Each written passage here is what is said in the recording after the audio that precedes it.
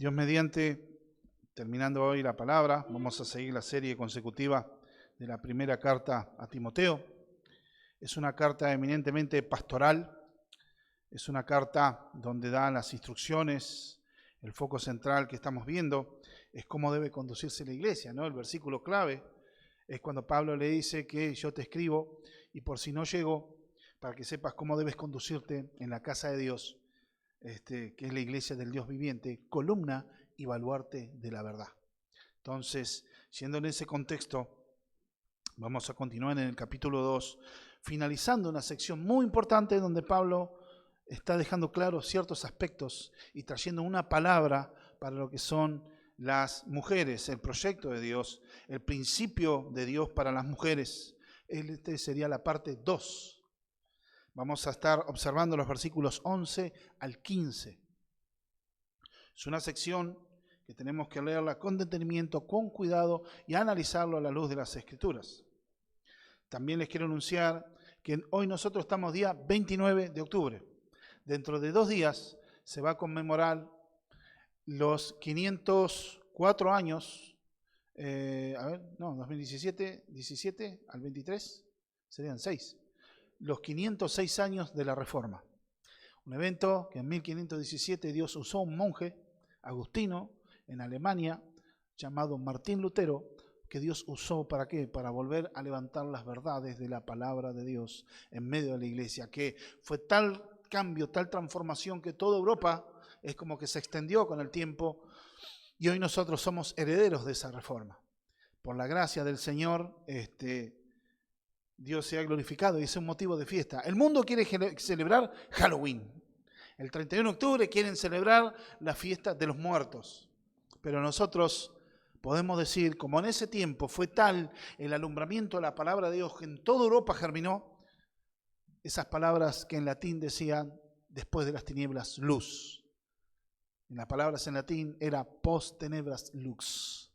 Después de las tinieblas, después de más de 1000 años de estar la palabra de Dios quizá oculta, de estar de un régimen totalitario, Dios se glorificó porque Dios siempre tiene un remanente y Dios usó la vida de este hombre y a la vez después hombres como Ulrico Zwinglio, John Knox, Juan Calvino, y tenés un montón más de otros hombres que quizá algunos nos suenan raros, desconocidos, pero fueron personas que pusieron sus vidas para defender la palabra de Dios. William Tyndale, un inglés influenciado a través de la doctrina que recibía a través de la carta de Lutero, tuvo una misión de traducir la Biblia del latín al idioma inglés para que el pueblo de Inglaterra pueda tener la Biblia, pueda entenderla. Pagó con su vida por eso, pagó con la hoguera, pero gracias al Señor y Dios usó a ese varón para tener la Biblia traducida al inglés. Entonces, que Dios se glorificó en los tiempos de la Reforma. Entonces, la semana que viene voy a estar dando un sermón respecto a nucleando la Reforma y el año que viene tengo planeado todo el mes de octubre estar dando las doctrinas en cuanto a las 5 solas de la Reforma. Por ahí lo hago dentro del año, lo que pasa que no podía cortar, consideré que tenía que terminar esta sección del mensaje para concluir el tema de la Escritura, pero después vamos a ir aprendiendo. De hecho, es parte de la doctrina de nuestra congregación, por eso sostenemos, o sea, vieron en el logo de la iglesia, donde están las columnitas y cada una se refiere a los 5 solos de la Reforma, 5 verdades que la Reforma fue sosteniendo. Entonces, ¿qué pasa? En esas verdades debemos aprenderlas, más los miembros de la iglesia saber, porque no es tan solo porque queda lindo el dibujito, como si fuera un lindo castillito ahí, con las 5 columnas y algo muy decorativo. Tienen una razón de ser, no es tan solo el logo de la iglesia en el aspecto decorativo, sino nos muestra nuestra identidad teológica también como hijos de Dios y llevando la herencia de la Reforma en nuestras vidas. Amén. Bien, habiendo terminado esto, y damos gracias a Dios un motivo de celebración, por eso van a ver a través del grupo WhatsApp, a través de Facebook, muchas alusiones a la Reforma, porque es un día que nosotros celebramos cuando Dios volvió a liberar a su pueblo de la mala teología, librarlo del misticismo, lo libró de cuantas enseñanzas diabólicas, poniendo su palabra por adelante, su palabra por encima de la iglesia. Cristo gobierna su iglesia por medio de su palabra, la palabra revelada que tenemos hoy.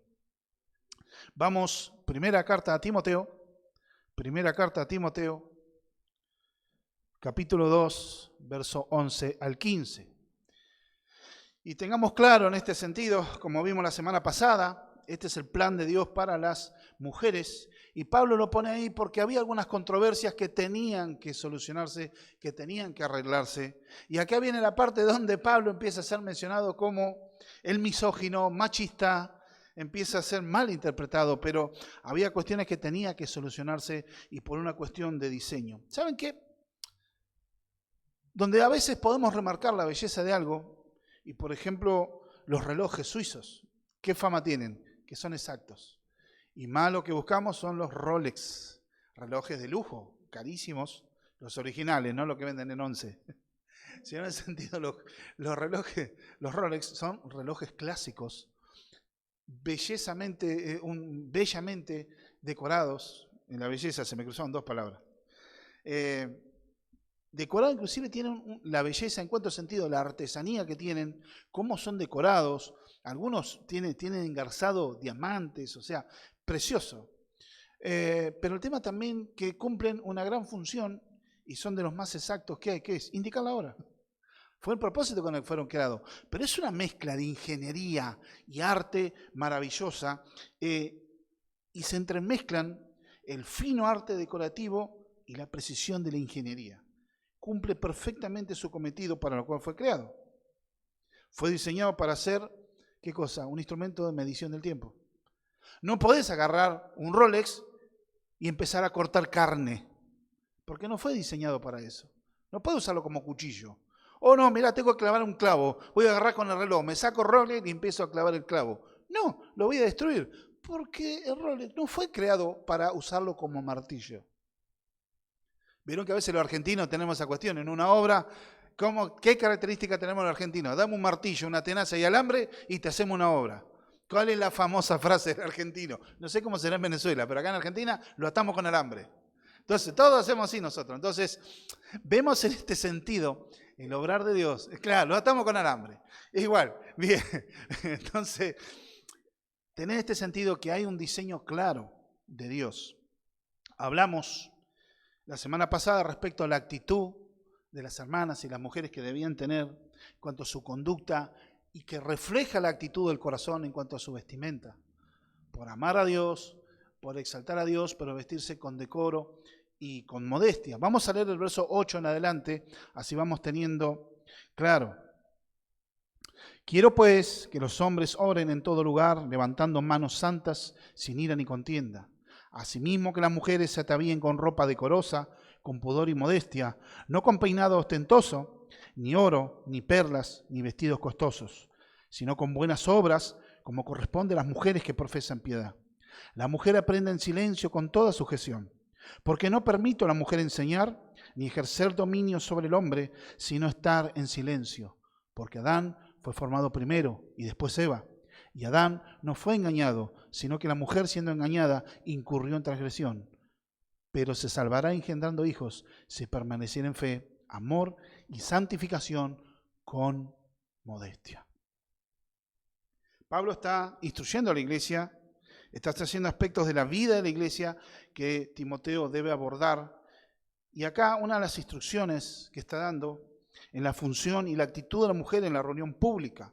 Todo este es un tema que Pablo abrió dentro del gran tema que es el capítulo 2, que es la reunión pública de la iglesia, donde la iglesia tiene la reunión oficial. Cada vez que la iglesia se reúne, esta es la función que está dando primero para los varones. Quiero que los hombres oren, en todo lugar que los hombres oren, levantando manos santas, sin iras ni contienda.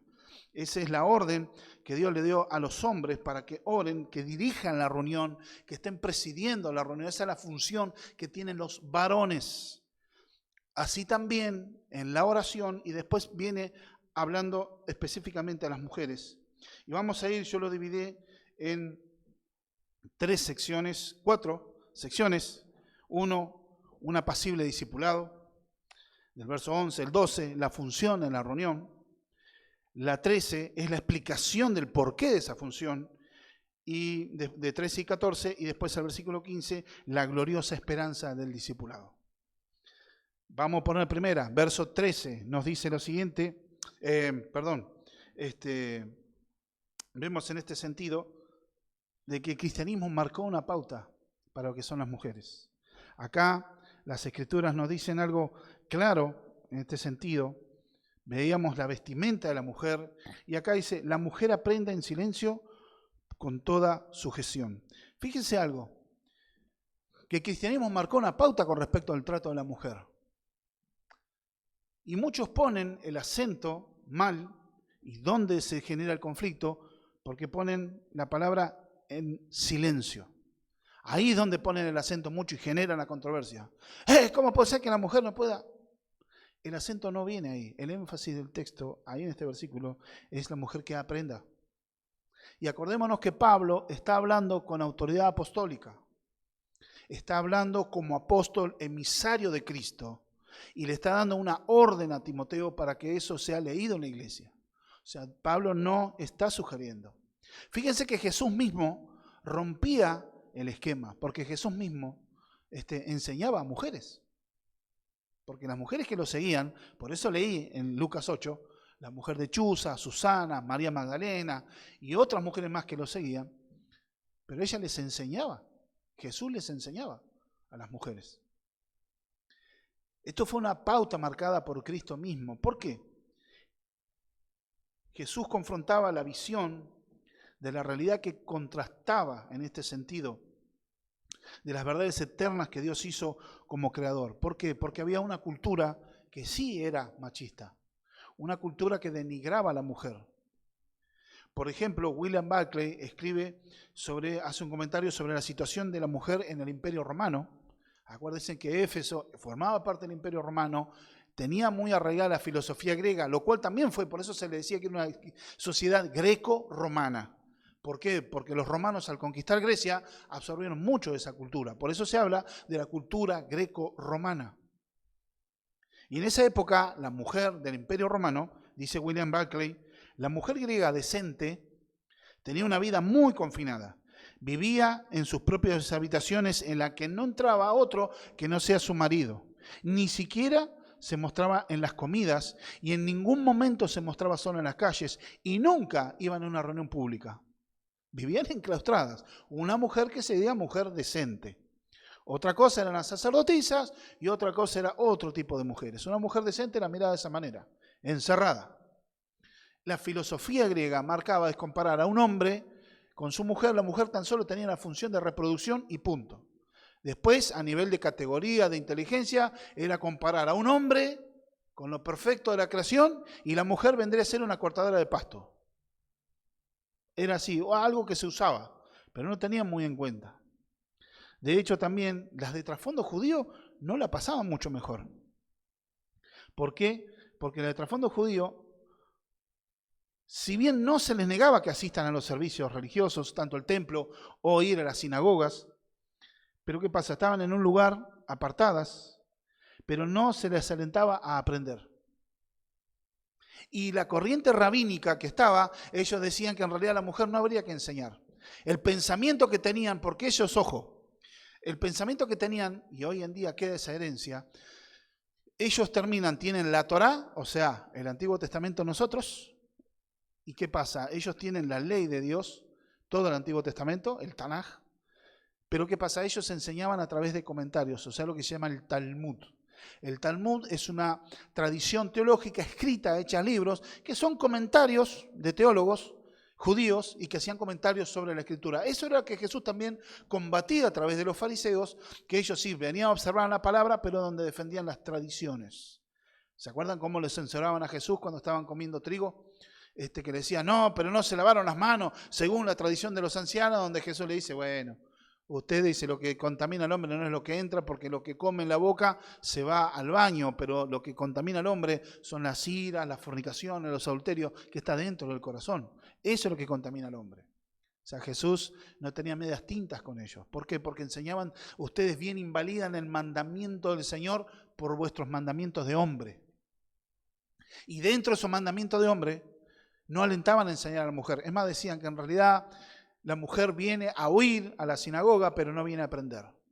Y algunos tenían el extremo, era comparar, enseñarle a la mujer como tirar perlas a los cerdos. Ese contexto tenía. Y Jesús rebatía. Acuérdense, Jesús habla, por ejemplo, con la samaritana. Por eso los discípulos, cuando lo vieron sentado hablando con la samaritana, se sorprendían. Pero no sabe quién es esta mujer. Jesús rompía en ese sentido. ¿Por qué? Porque a través de esa mujer también fue evangelizado Samaria y conocieron de que Jesús es el Mesías. De hecho, Jesús le manifiesta que Él es el Mesías. Y en el Antiguo Testamento, Jesús, el Nuevo Testamento no estaba escrito. ¿Y dónde tenía el fundamento Jesús? Jesús sí, siendo Dios, pero también entendiendo el sentido de la ley. Porque la ley fue dada a todo el pueblo de Israel. No fue dada a los hombres y las mujeres no. Las mujeres, bueno, a lavar la ropa. No. Dios dio su ley a su pueblo, a todo Israel, hombres y mujeres. Deuteronomio, capítulo 1, verso 1, cuando arranca el libro de Deuteronomio, cuando fue la ratificación de la ley para el pueblo de Israel que estaba preparándose para entrar y cruzar el río Jordán y ya para la conquista de la tierra prometida, dice así la Escritura: estas son las palabras que habló Moisés a todo Israel a este lado del Jordán, en el desierto de Arabá, frente al Mar Rojo, entre Parán, Tofel, Labán, Aserot y Disahab. Entonces ahí podemos tener a todo Israel. No se lo dio solo a un grupo determinado.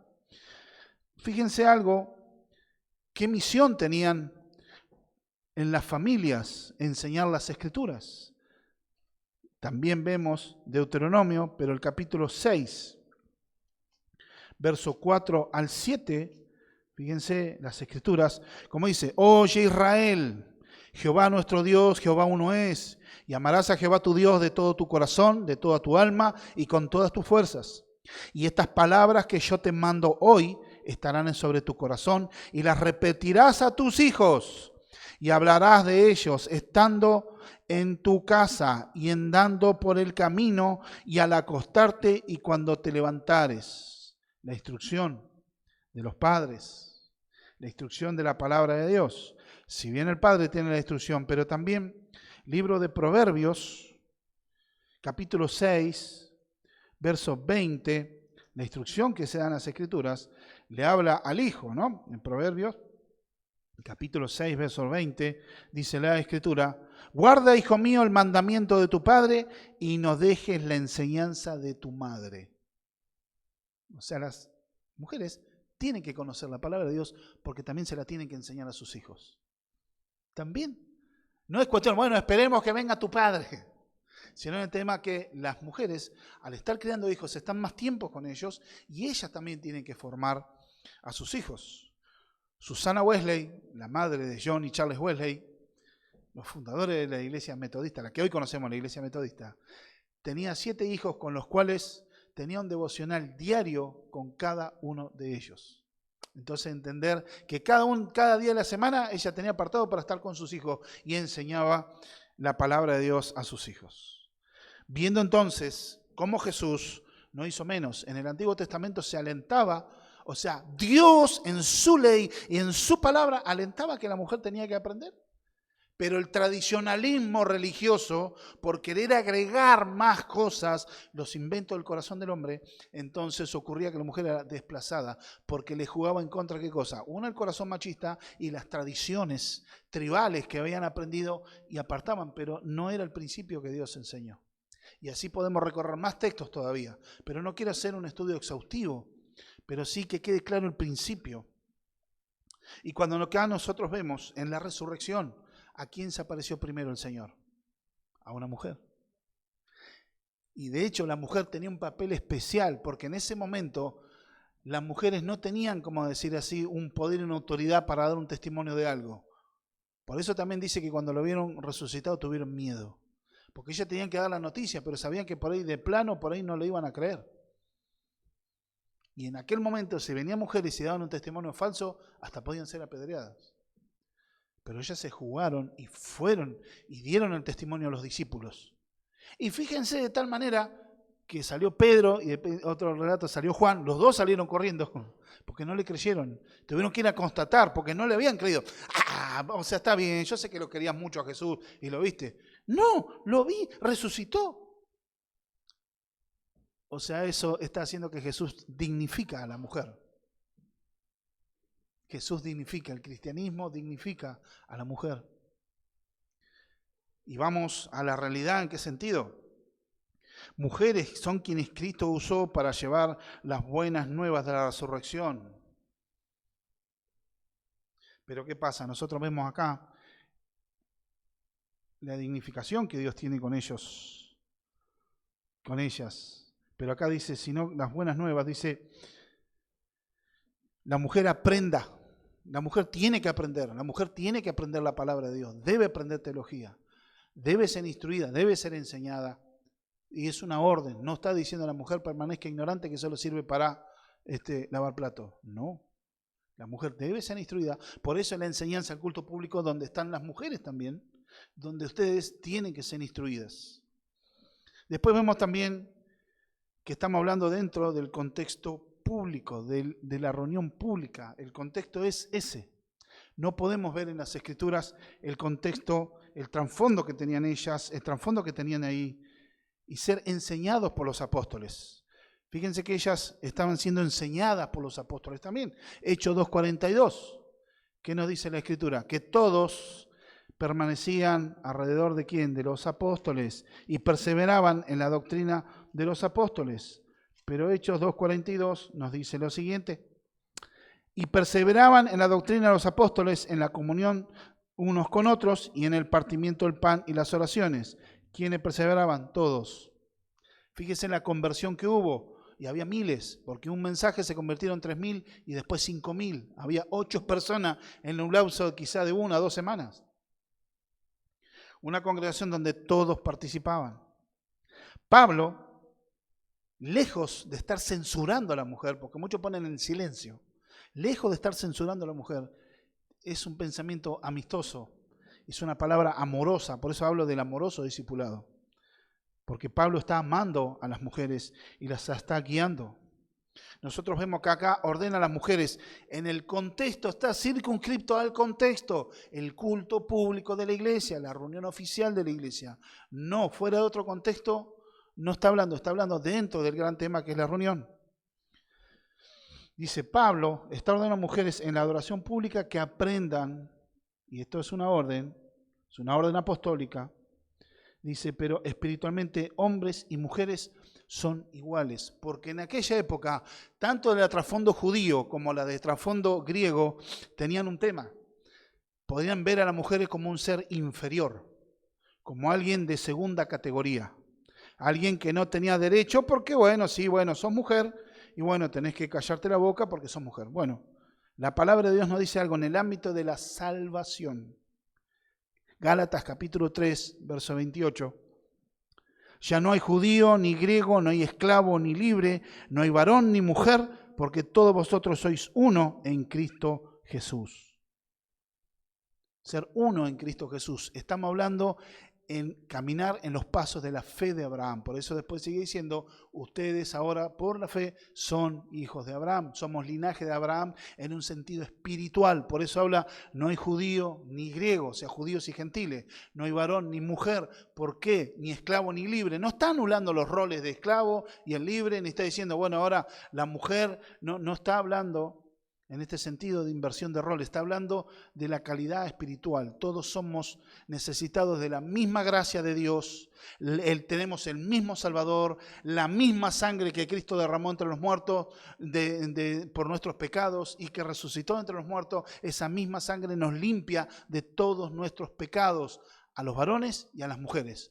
Todos somos tan herederos de la gloria de Dios, de la gracia de Cristo en nuestras vidas. Fíjense que no debe dejarse afuera por eso el aprendizaje. ¿Por qué? Porque ese es su rol en la iglesia, en la reunión pública. Es escuchar recibiendo el mismo conocimiento teológico, devocional y práctico que nos lleva a vivir una vida piadosa, es el mismo conocimiento que los varones. No son ciudadanas de segunda categoría. De hecho, Pedro, en su primera carta de Pedro, fíjense, digo, por un panorama de alguien por ahí distinto, que no era Pablo, la teología petrina o de Pedro, dice lo siguiente, capítulo 3, verso 7. Vosotros, maridos, igualmente, vivid con ellas sabiamente, dando honor a la mujer como a vaso más frágil y como a coherederas de la gracia de la vida, para que vuestras oraciones no tengan estorbo. Son coherederas con nosotros de la gracia de la vida. En lo espiritual somos exactamente iguales. No hay ciudadanos de primera categoría y ciudadanos de segunda categoría en la iglesia. Todos iguales en cuanto a ser ciudadanos del reino de los cielos, ser salvados por la gracia de Dios, ser comprados por medio de la sangre de Cristo, ser sellados por el Espíritu Santo y ser miembros del reino de los cielos. Tanto hombres y mujeres fuimos rescatados de las tinieblas y trasladados al reino de su amado Hijo. Pero también veamos la enseñanza que tenían, como eran coherederas de la vida.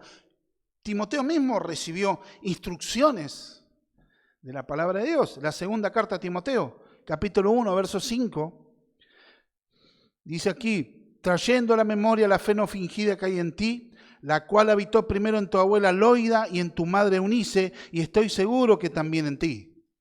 ¿Qué le transmitieron? La fe. Le transmitían la palabra.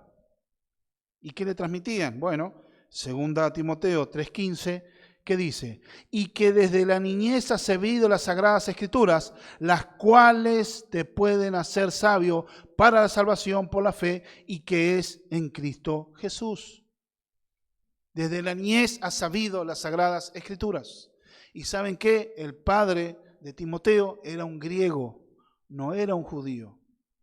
Era un gentil, por ende no conocía la ley de Dios. Pero sé que le daba libertad a la esposa y la esposa con su mamá, la abuela, le enseñaron, porque ellas sí eran judías, le enseñaban la palabra de Dios a Timoteo.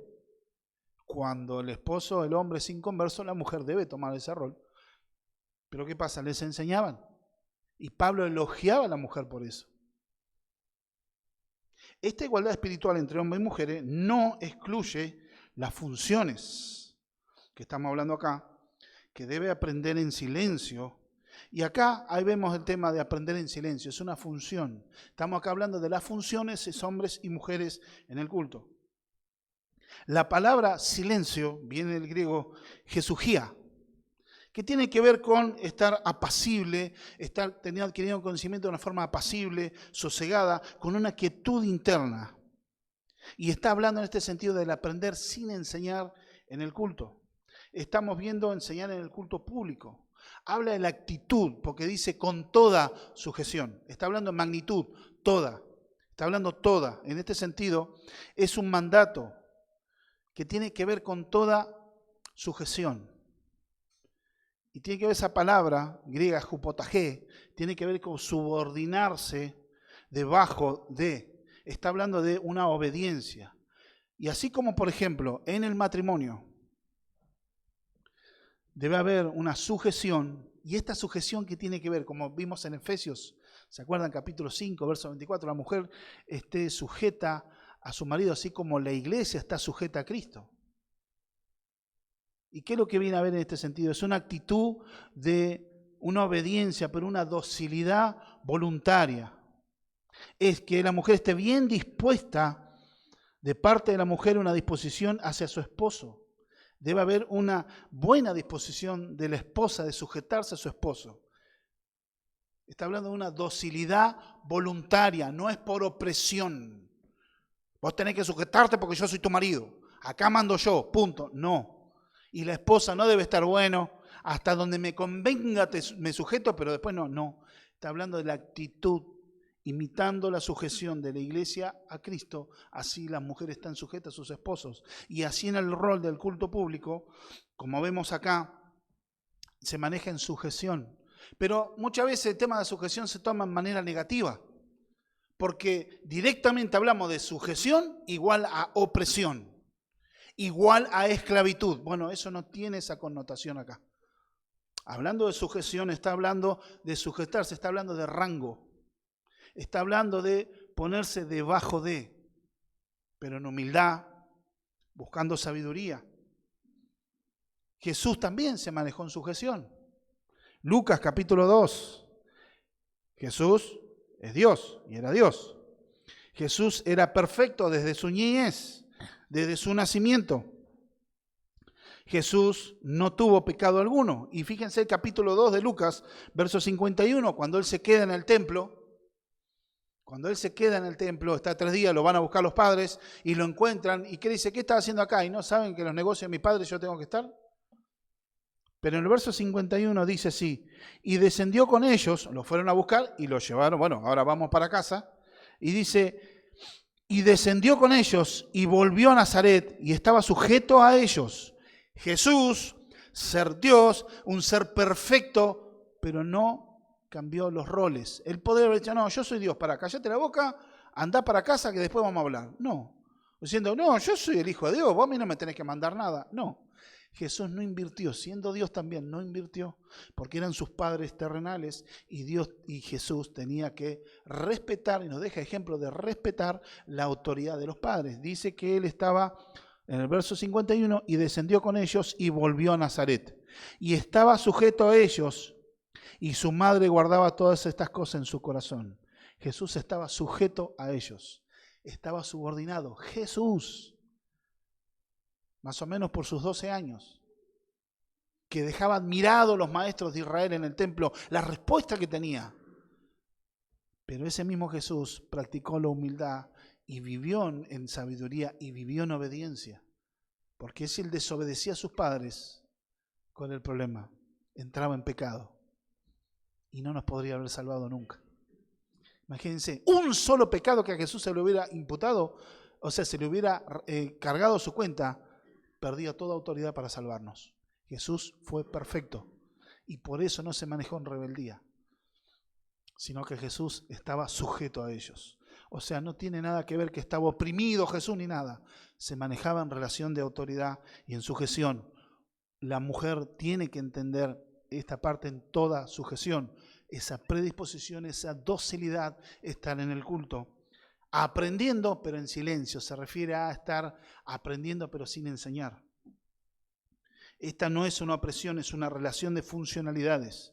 Cristo, como Dios el Hijo, se sujetó al Padre y no por eso es inferior. Fíjense que en la Trinidad, Jesús, ¿qué dijo cuando estaba en esta tierra? Yo no vine a hacer mi voluntad, sino aquel que me envió.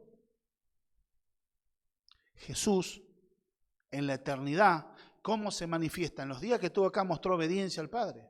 Él se sujetó. Fíjense en la oración de Getsemaní, Jesús que dijo, Padre, de ser posible, aparta de mí esta copa, pero que no sea me haga mi voluntad, sino la tuya. Y él sabía que la voluntad del Padre era ir a la cruz. Tenía que ir a morir por nuestros pecados. Era el plan de redención y su humanidad. Dijo, bueno, veía porque empezó a experimentar la vergüenza y el dolor y tener que enfrentar y beber él íntegramente la copa de la ira, del furor de Dios, del Dios santo y justo. Su Padre tenía que beberla él y era el único que podía hacerlo. Pero él se sujetó a la voluntad del Padre. Fíjense que no está hablando de que Jesús por eso era inferior al Padre. Hay una función de roles. Pero no quiere decir que Dios el Hijo es inferior al Dios el Padre o que el Espíritu Santo, Dios Espíritu Santo, es inferior al Hijo y es inferior al Padre. En la Trinidad son iguales en esencia. Son iguales el Padre, el Hijo y el Espíritu Santo, pero tienen distintas funciones. Es una función de orden para que nosotros entendamos.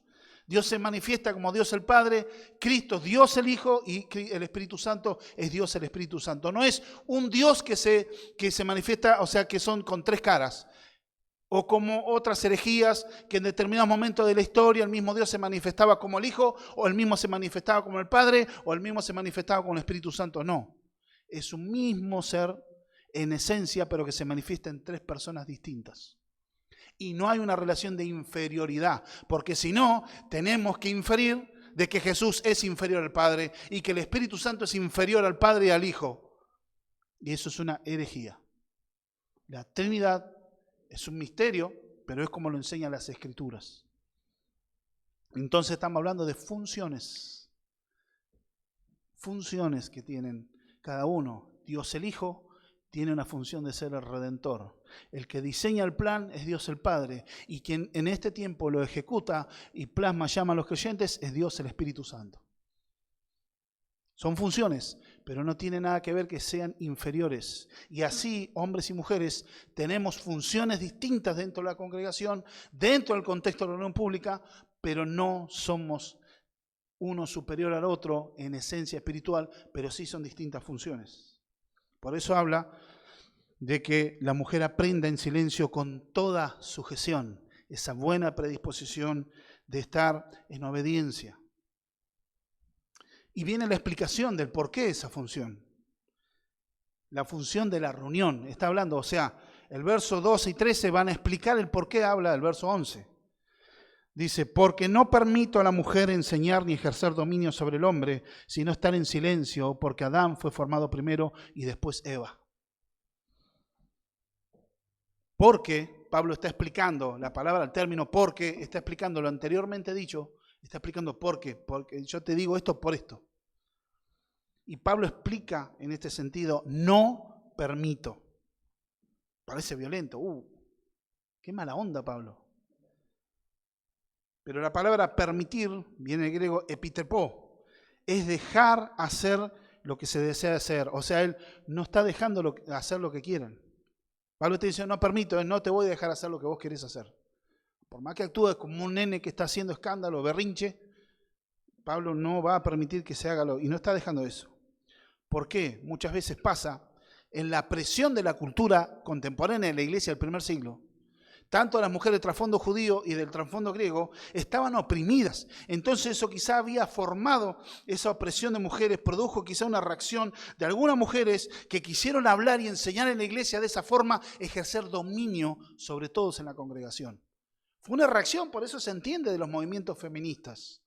Los cristianos, en algunas cosas, estamos de acuerdo por las luchas que tenían las feministas. O sea, estamos de acuerdo en la opresión, la denigración, porque eran denigradas, eran basureadas muchas mujeres. Tenías poco menos que simplemente en la escala social, en esa zona en Éfeso, venían los hombres, venían la gente rica, pobre, y después estaba por último en la escala social, venían los libertos, la gente libre, los artesanos, estaba la mujer y después todo el esclavo.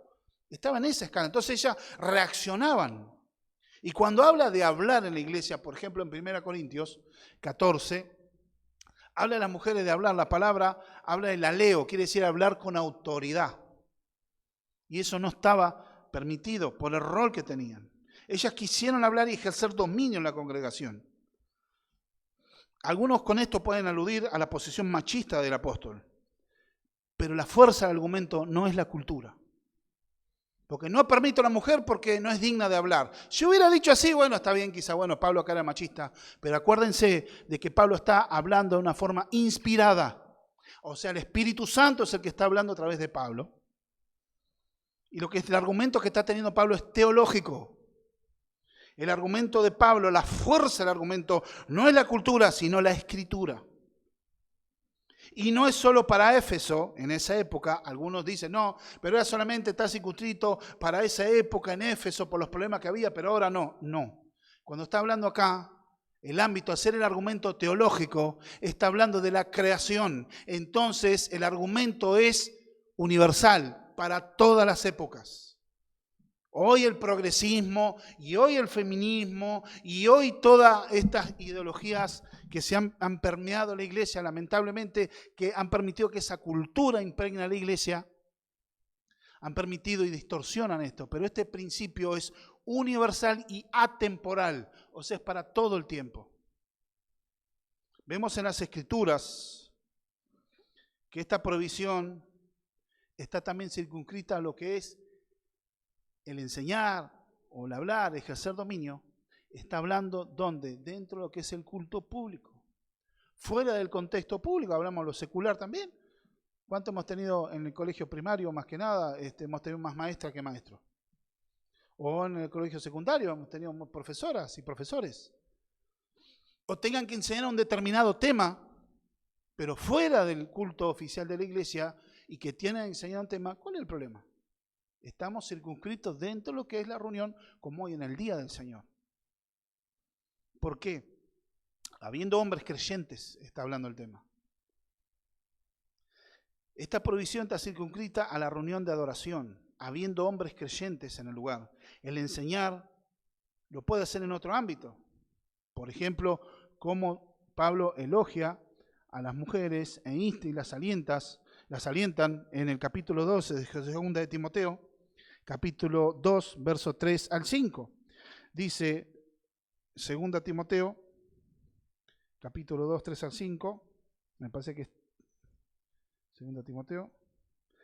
Tú pues sufre penalidades como un soldado de Jesucristo. No es el texto, no es el texto. 2 Timoteo, agarré bien. O la primera, pará.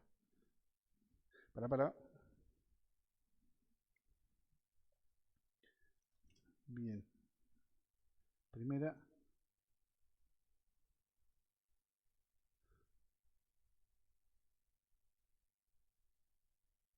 Bien, no era el texto. No, perdón, Tito. Me quedé con Timoteo. Tito, perdón. Me equivoqué. Tito, capítulo 3. Claro, capítulo 2 de Tito, verso 3 al 5. Dice, las ancianas asimismo sean reverentes en su porte, no calumniadoras, no esclavas del vino, maestras del bien, que enseñen a las mujeres jóvenes a amar a sus maridos y a sus hijos, a ser prudentes, castas, cuidadosas de su casa, buenas, sujetas a sus maridos, para que la palabra de Dios no sea blasfemada. Entonces vemos ahí cómo Pablo está elogiando a las mujeres. Fíjense en el contexto de una reunión privada, un discipulado privado, por ejemplo, que pasó a través de la vida de Priscila y Aquila. Hechos, capítulo 18. Libro de los Hechos, un libro histórico, capítulo 18, versos 25 y 26. Dice la Escritura. Este había sido instruido en el camino del Señor y siendo de espíritu fervoroso, hablaba y enseñaba diligentemente lo concerniente al Señor, aunque solamente conocía el bautismo de Juan. Y comenzó a hablar con denuedo en la sinagoga, pero cuando le oyeron Priscila y Aquila, fíjense cómo está anotado, el Espíritu Santo lo hace, Priscila y Aquila, no dice Aquila y Priscila. Priscila y Aquila le tomaron aparte y le expusieron más exactamente el camino de Dios. Está hablando del predicador Apolos. Apolos, un predicador fervoroso, un predicador poderoso, un hombre vehemente para hablar, con conocimiento, pero tenía un conocimiento parcial. Solo conocía hasta el bautismo de Juan. Bueno, entonces, ¿qué nos dice las Escrituras? De que la palabra de Dios dice que ellos le enseñaron aparte, y fue Priscila y Aquila. Los dos lo aconsejaron y lo instruyeron. Dice que le dijeron, le dieron ellos, no dijo, habló Aquila nada más. No. Priscila y Aquila, los dos lo instruyeron, le completaron la información que le faltaba a él. Entonces ven que en el contexto privado podían, lo tenían que aconsejar e instruir y lo hicieron. Así también, este hombre, hablamos de hijos, de nietos que deben ser enseñados. Así Dios, como no quiere en el matrimonio que la mujer se ocupe del rol del esposo, así también en la iglesia sus funciones son distintas. Y el argumento de Pablo en este sentido, porque no permito a la mujer que enseña ni ejercer dominio sobre el hombre, sino estar en silencio, otra vez el silencio, estar en paz y quietud. Y acá está hablando Pablo, no es un argumento o una fábula, un invento de él. Según la ley, 1 Corintios viene el argumento de la creación y vean el origen. Primera carta a los Corintios, capítulo 11. Primera a los Corintios, capítulo 11. Verso 3 nos dice lo siguiente. Pero quiero que sepáis que Cristo es la cabeza de todo varón, y el varón es la cabeza de la mujer, y Dios es la cabeza de Cristo. Fíjense que está hablando lo siguiente, cabeza. La palabra cabeza es del griego kefalea, de ahí viene la raíz de nuestra palabra cuando hablamos de dolor de cabeza, la cefalea. La palabra es kefalea, habla de cabeza y está hablando en una posición de liderazgo. Está hablando en este sentido de que así como Cristo es la cabeza del varón, el varón es cabeza de la mujer. No habla la mujer cabeza del varón, es al revés. Y así en el orden muestra cómo Dios el Padre es cabeza del Hijo. Estamos hablando de funciones o roles. Mostrar sujeción al no usurpar la autoridad del predicador o anciano. Y esto lo ordena inclusive en la ley. Primera carta a los Corintios 14:34 está corrigiendo a mujeres que querían hablar y quieren que la mujer calle en las congregaciones. Porque la idea era que querían ejercer dominio, querían interrumpir la profecía y la predicación. Para ellas están hablando y querer hablar en autoridad. Entonces, ¿qué pasa? Como dice, ahí dice el argumento, lo dice la ley. ¿A qué se está refiriendo? A la creación, el mismo argumento que está hablando aquí en Timoteo. Está hablando de la creación. Está hablando de que esa igualdad y sujeción no se excluyen. Jesús es igual al Padre, pero a la vez esa igualdad no excluye de que Jesús estaba en sujeción al Padre.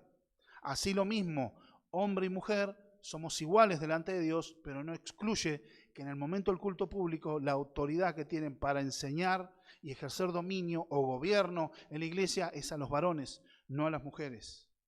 Dentro del contexto del culto. Cuando habla de cabeza en la Biblia, muchos que defienden el igualitarismo o la teología feminista dicen, no, cabeza tiene que hablar porque es el origen, como si fuera el origen, porque en un antiguo escrito griego se refería al origen de un río, esa palabra, pero es una acepción, pero en todos lados, en investigaciones, en todos lados tiene la acepción de estar en autoridad. Cuando habla de cabeza, es autoridad. Cuando habla que algo es cabeza de algo, es una relación de autoridad. Y la palabra del griego que estamos hablando es autentein, que tiene que ver en este sentido y han causado, inclusive hay controversias que se causaron con esto, de enseñar ni ejercer dominio. La palabra dominio del griego es autentein, ¿qué tiene que ver? En este sentido, y lamentablemente se ha generado una controversia que muchos quieren interpretar, no ejercer dominio, pero tiene que ver con el mal uso de la autoridad, de instigar a violencia, de dominar, de imponerse, usurpar la autoridad. De allí dicen que Pablo hablaba del abuso de la autoridad. O sea que igualmente para los igualitaristas o las personas, la teología feminista dice que la mujer puede enseñar y puede predicar y puede hacer algo en la iglesia siempre y cuando no haga un mal uso de la autoridad, que no pase a ser opresiva.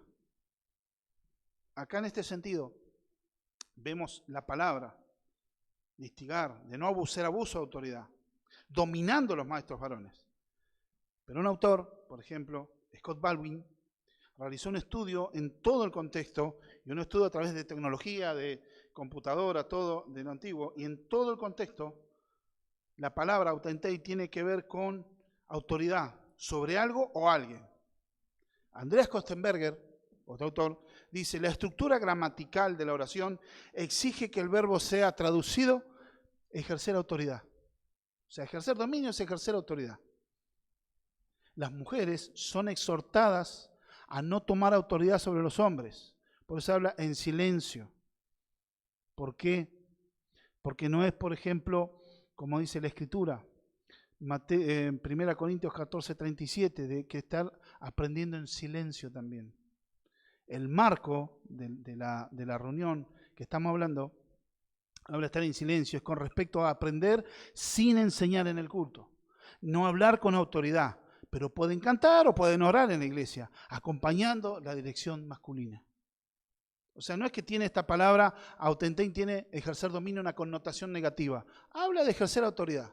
No dice, no, porque si es mala la manera que se ejerce la autoridad, entonces no se puede. Pero si lo hacen bien, están habilitadas. No, habla de ejercer autoridad. No tiene la connotación negativa. Habla simplemente ejercer autoridad. Las mujeres no pueden ejercer autoridad. ¿Y por qué está explicando en este sentido? Versos 13 y 14, explicando el porqué de esta función. Porque Adán fue tomado primero, después Eva. Y Adán no fue engañado, sino que la mujer siendo engañada incurrió en transgresión. Es una consecuencia de algo. Pero fíjense que en el Edén, en la creación, el diseño del varón como líder y la mujer como ayuda idónea ya era antes del pecado. El pecado distorsionó y destruyó todo, pero la función era así, en el estado puro. Y Dios sigue manteniendo ese principio. Nada más que ahora se complican los corazones de las almas por el pecado. El varón tiene la tendencia hacia el machismo, o al contrario, a ser un pelele, abdicar de su liderazgo, lo cual es grave también, y por acá después tenés las mujeres en la lucha por quién tiene la autoridad. Pablo toma los principios de Génesis 1 al 3. Génesis 1 habla de la creación, no les relata toda la creación, sino toma los principios, capítulo 1, capítulo 2 y capítulo 3. Y debemos tener claro, debemos conocer la iglesia Génesis. Y aquellos que tenemos y creemos en la fe ortodoxa, la fe que está según las Escrituras, la ortodoxia de la fe toma en este sentido, es en sentido de la creación de Dios en forma literal. No lo tomamos como que Dios creó como si fuera un relato fantasioso de gente ignorante que no conocía los métodos científicos, sino que en realidad lo creemos en forma literal. De hecho, hoy la ciencia está respaldando la visión bíblica.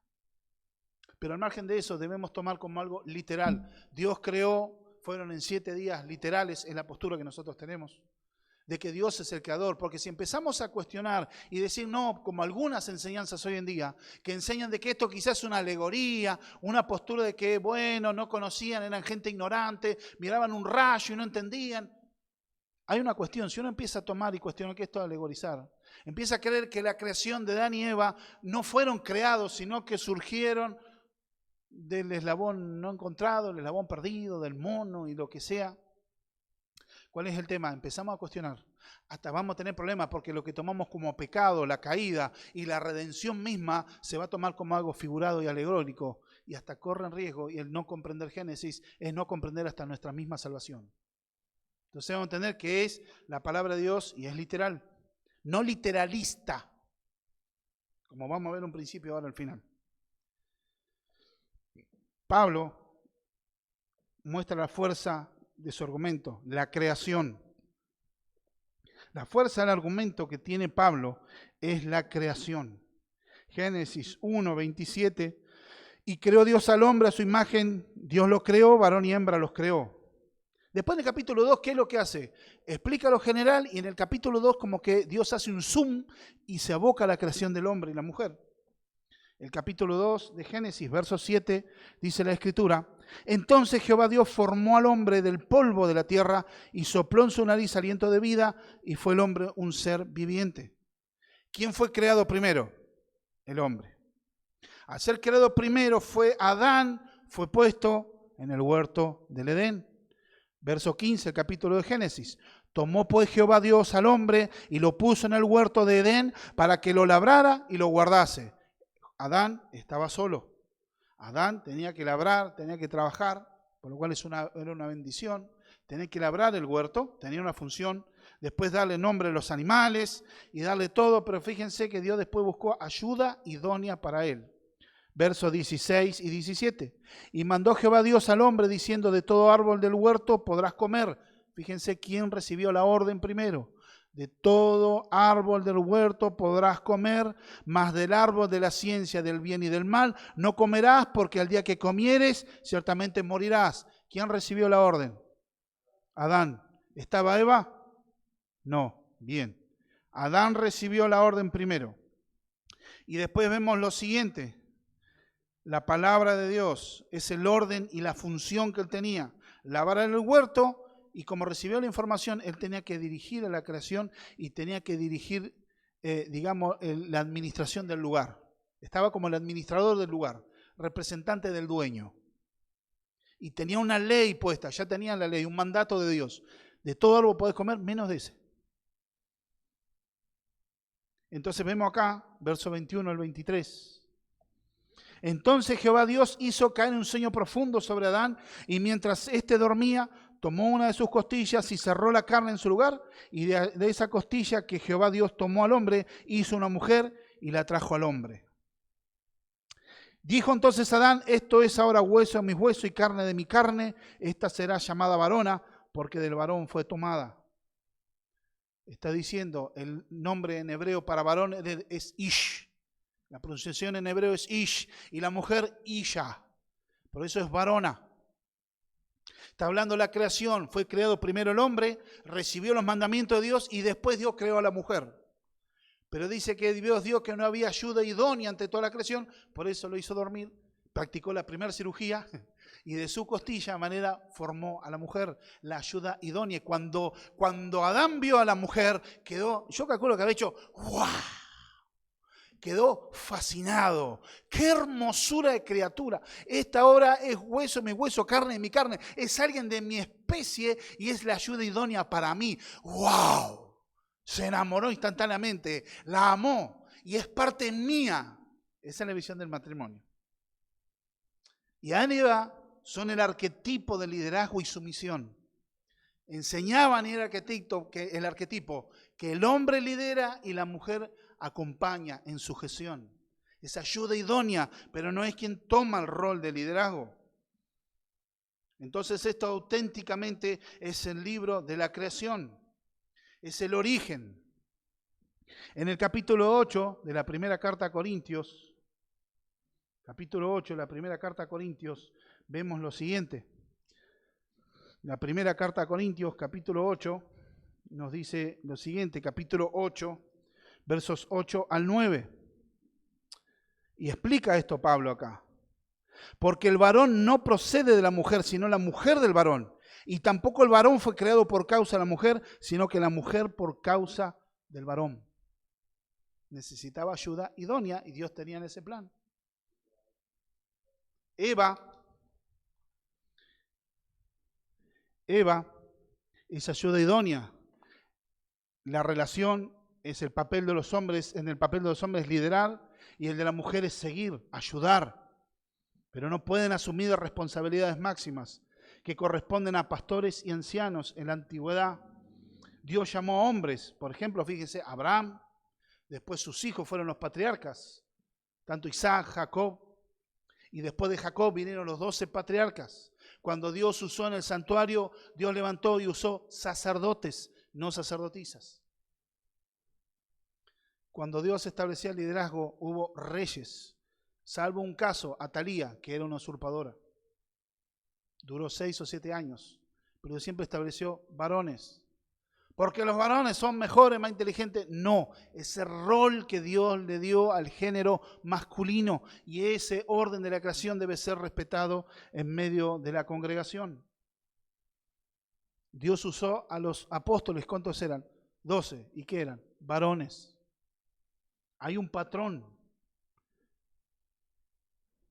Pero esto no pueden liderar en forma, y no es que no puedan las mujeres liderar absolutamente algo fuera del ámbito de la reunión, fuera de lo que es la reunión pública, los ministerios, fuera de eso, no quiere decir que no puede estar nada, que no puedan liderar en absoluto, sino que es algo que tiene que ser fuera de la reunión pública, del ámbito del culto público.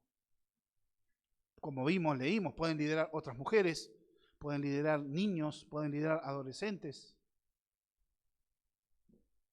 Tomando el principio de Génesis 3, la caída, Pablo aplica para su argumento señalando las nefastas consecuencias de la caída. El diseño de Dios para el matrimonio, que era Adán y Eva, pero cuando la mujer, al quebrantar el patrón que Dios estableció, se observa el resultado de la inversión de los roles. La mujer tomó las riendas del asunto y el hombre quedó en situación pasiva. Acá Pablo no es que está escondiendo el pecado de Adán, ojo. Está relatando por qué la mujer participó y fue a pecar, pero tampoco no es que está escapando, tapando, ¿no? Como que Adán no hizo nada, no, al contrario, fue peor todavía porque Adán no hizo nada, precisamente fue el pecado ese de Adán, no hizo nada, se quedó ahí, se invirtieron los roles.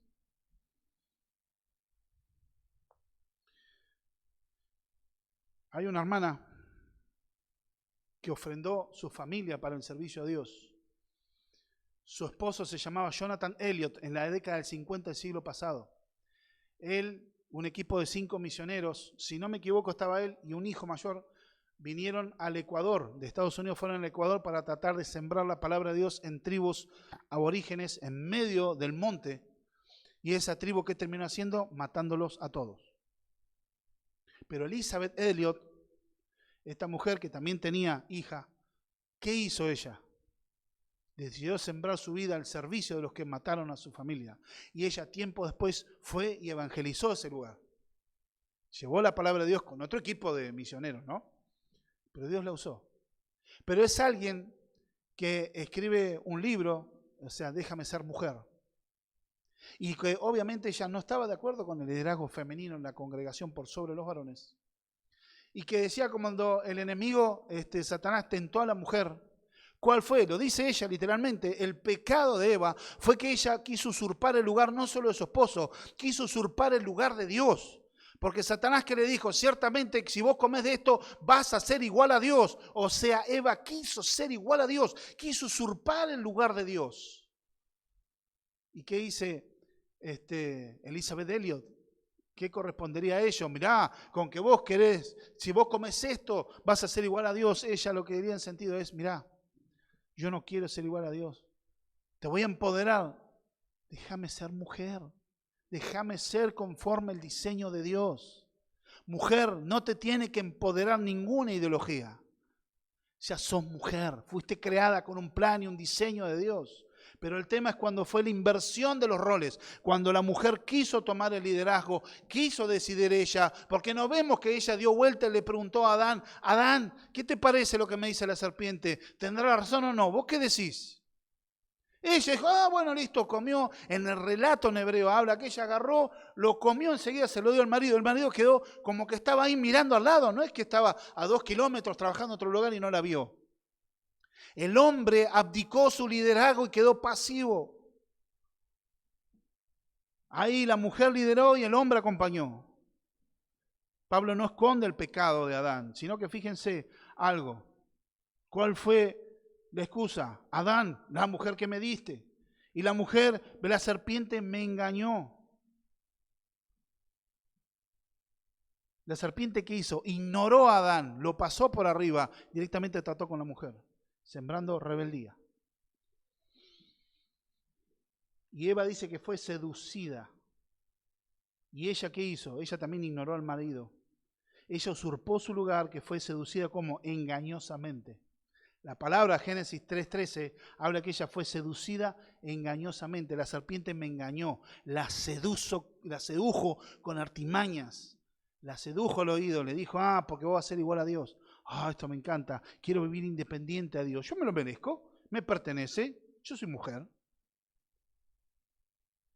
Y que dice que incurrió en transgresión, quiere decir que rebasó los límites. Ella pasó los límites establecidos por Dios. Ella cruzó lo que estableció Dios en el fundamento. Y esto está fundamentado en la sentencia que Dios le dio. Porque fíjense que la maldición de Dios fue sobre la serpiente y sobre la tierra, pero no sobre Adán y Eva. Ahora tuvieron una connotación, hubo consecuencia de ese pecado. Vemos en el verso 16 del capítulo 3 de Génesis. A la mujer dijo, multiplicaré en gran manera los dolores de tus preñeces. Con dolor darás a luz a los hijos, y tu deseo será para tu marido, y él se enseñoreará de ti. Pero fíjese lo que dijo el hombre. Y al hombre dijo, por cuanto obedeciste a la voz de tu mujer y comiste del árbol que te mandé, yo te lo mandé a vos, Adán, diciendo, no comerás de él, maldita será la tierra por tu causa, con dolor comerás con ella todos los días de tu vida, espinos y cardos te producirán y comerás plantas del campo. Con el sudor de tu rostro comerás el pan hasta que vuelvas a la tierra, porque de ella fuiste tomado, pues el polvo eres y al polvo volverás. Fíjense, después de darle la buena noticia del protoevangelio, de la simiente que iba a venir y triunfar, Dios tuvo que sacrificar un animal y vestirlos con piel. Pues hablaba de la desnudez. Pero antes del pecado la relación era pura. El liderazgo era puro, el liderazgo de Abraham y de Adán. Y qué cosa, la tierna y sumisa obediencia que Eva. Ahora el pecado lo distorsionó todo. Pero esto en la iglesia será para corregir y luchar hasta que seamos glorificados con Cristo. Pablo da esta ilustración negativa para mostrar que no se debe tomar a la ligera y se debe respetar el diseño de los roles en medio de la iglesia. La relación del papel de los hombres es de liderar y de la mujer es seguir, ayudar. no pueden asumir esas responsabilidades. Entonces tenemos que tener en cuenta en este sentido, tu deseo será para tu marido. No está diciendo que ella no se va a someter, no. El deseo se va como que ella a raíz de eso va a querer hacer que el marido, que el hombre lo obedezca. Su deseo va a ser que ella va a querer imponerse, pero tu marido se va a enseñorear de ti. Ahí surgió la guerra de los sexos. El feminismo y el machismo tienen consecuencias en el pecado, no en el diseño original de Dios. Dios nos quiere llevar a ese diseño. Muchos igualitaristas dicen, claro, como Dios quiere volver al diseño original que Cristo redimió, entonces en la antigüedad Adán y Eva eran iguales, sí, iguales en esencia, pero la función del liderazgo era de Adán. Adán recibió el mandamiento primero, él recibió la ordenanza y Eva tenía que ser ayuda idónea, no co-gobernar junto con su esposo.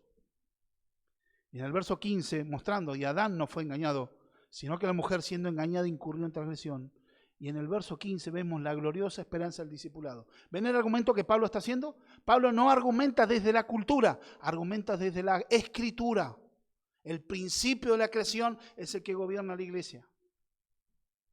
Y el verso 15, y esto si lo vemos en una forma literalista, perdonen que se va el tiempo, pero esto es necesario.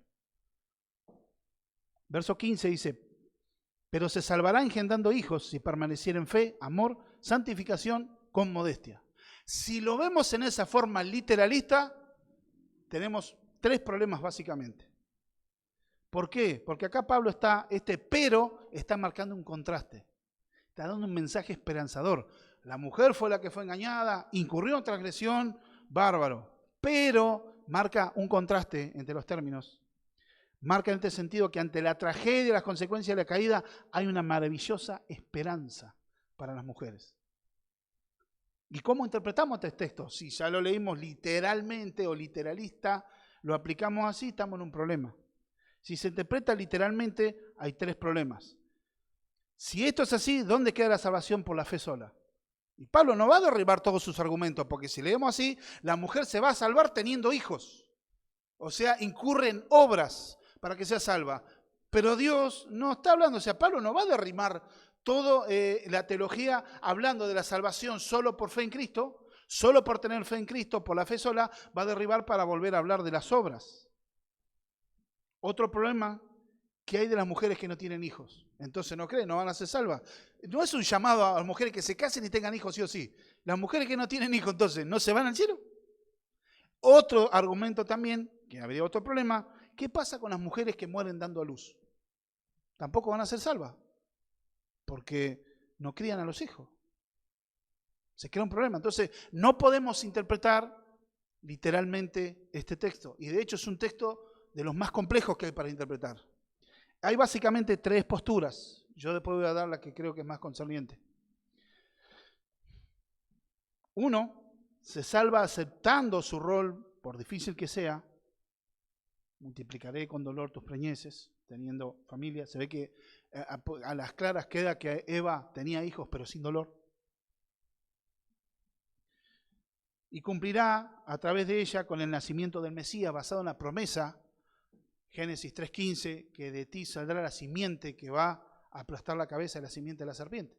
La simiente de la serpiente te va a herir en el calcañar, en el talón, pero la simiente de la mujer le aplastará la cabeza. Ahí estamos hablando de la presentación del evangelio primitivo, o protoevangelio se diría. Por supuesto está hablando de que esto se cumpliría en María, cuando nacería el Salvador, cuando nacería Jesús. Llegado el cumplimiento de la promesa y el tiempo, como nos dice Gálatas 4:4, que llegado el tiempo se cumplió, nació el Mesías bajo la ley, cumpliendo el tiempo y el momento que tenía que nacer. Entonces, ¿qué pasa en este sentido?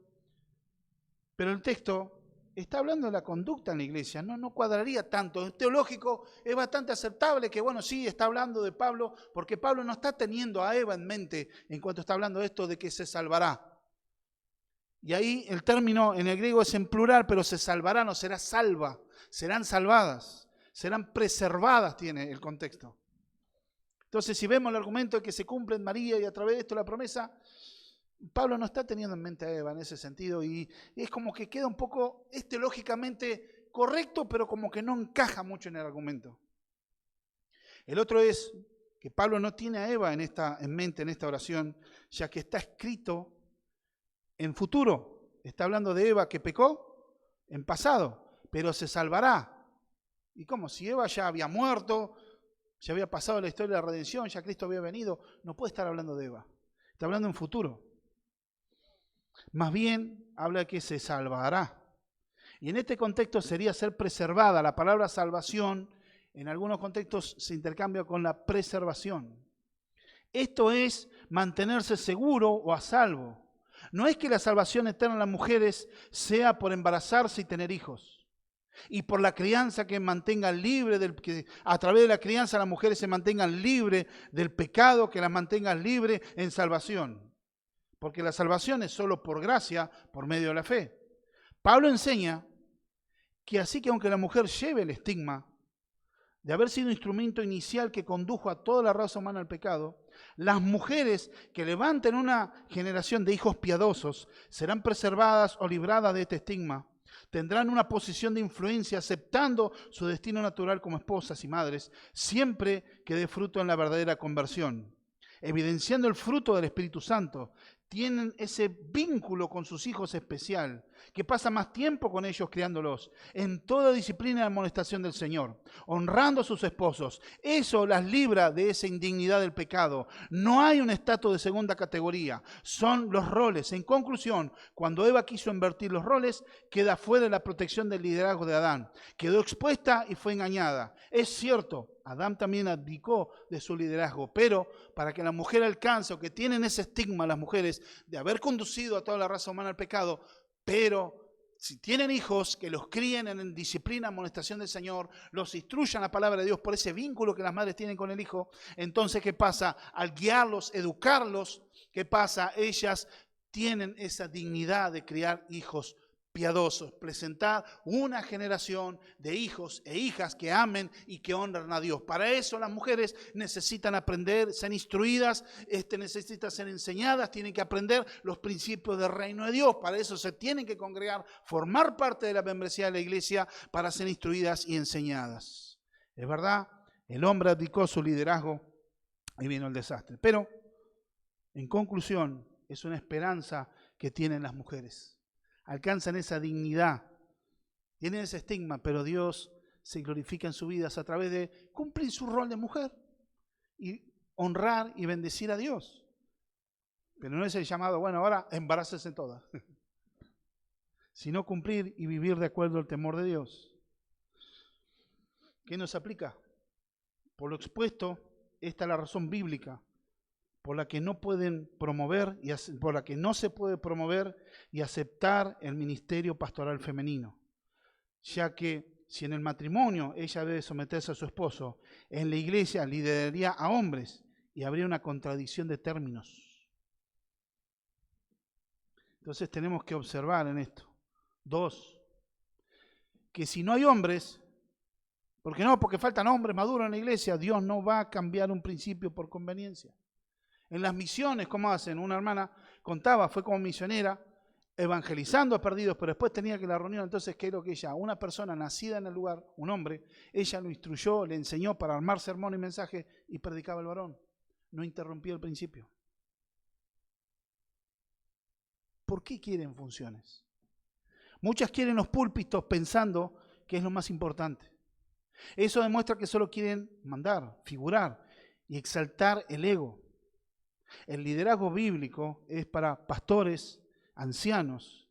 Es un liderazgo de servicio, no mandonear, no manipular o verlo como la autorrealización de mi propio proyecto personal. Es dedicar la vida en servicio, humilde, imitando a Jesús. Ese es el servicio. Muchos creen o quieren dar importancia a su vida porque estoy en el púlpito, porque quiero predicar y quiero enseñar, quiero que me escuchen. No es el sentido de ese liderazgo. No se usa el púlpito por estatus, sino es un aspecto de servicio. Algunos piensan que el predicar las dignifica, y eso es un error. La mujer, así también como el hombre, deben glorificar a Dios tomando con amor y fidelidad el honroso papel que Dios diseñó desde la creación como ayuda idónea, con fidelidad en el poder de Dios. Esto solo puede ser a través del Evangelio de Cristo, quien redimió nuestras vidas, y las mujeres son honradas según el plan divino.